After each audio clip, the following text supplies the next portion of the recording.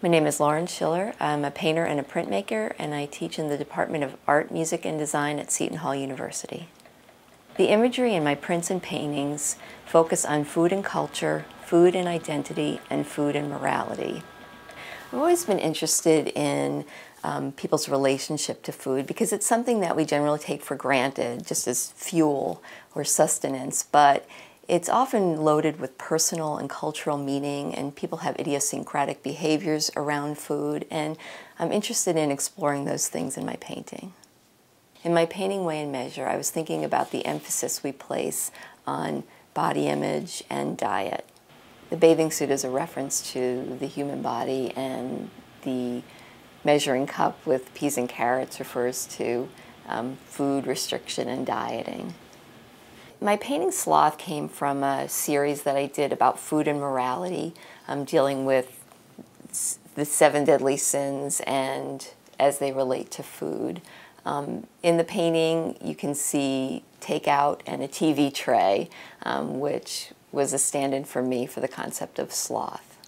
It just fits into my overall interest in how we place value judgments on food, which is something, that we aren't always conscious of. That if you're immoral for eating too much, or that you're virtuous for restriction. And so there are a lot of moral judgments that we make about food and eating and food practices that really fly under the radar, that we're not always even conscious of. I develop a drawing in graphite or oil pencil, and then apply thin transparent oil glazes in oil paint. This technique dates back to the beginning of painting, around the 15th century. And even though I do contemporary subject matter, I feel really tied to older techniques. We're going to start by taking off the ground.